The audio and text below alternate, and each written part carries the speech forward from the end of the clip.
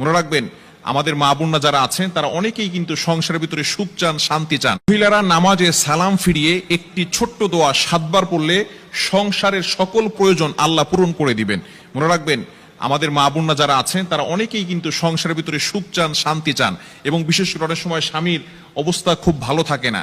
স্বামী দেখা যাচ্ছে অনেক কষ্ট করছে, কিন্তু সংসারে কোনো উন্নতি করতে পারছে না, ডেভেলপ করতে পারছে না। এই জন্য মহিলারা বিশেষ করে যারা আছেন তারা কিন্তু ঘরের ভিতরে অনেক সময় পান, নামাজ পড়ার একটু সময় পান, নামাজের পরে একটু আমল করার সময় পান। যেহেতু পুরুষরা বাইরে থাকে, সকালবেলা বের হয় আর অনেক রাত্রে চলে আসে, পুরুষরাও যদি পারেন এই আমলটি করবেন। 5 ওয়াক্ত নামাজ আপনাকে মাস্ট বি পড়তেই হবে।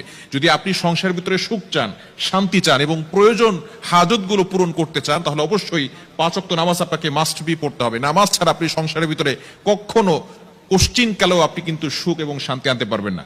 একটু বলেন তো, সুখের মালিক কে? হ্যাঁ, সুখের মালিক হচ্ছেন আল্লাহ। তো ওই আল্লাহকে আপনি অখুশি করে কখন আপনার সংসারে সুখ, তো ওই আল্লাহকে আপনি অখুশি করে কখন আপনার সংসারে সুখ আনতে পারবেন না। একমাত্র কাজ হচ্ছে নামাজ পড়া। নামাজ 5 ওয়াক্ত নামাজের পরেই এই ছোট্ট দোয়াটি পড়তে হবে। দোয়াটি হচ্ছে ইয়া কাদিয়াল হাজাত, ইয়া কাদিয়াল হাজাত।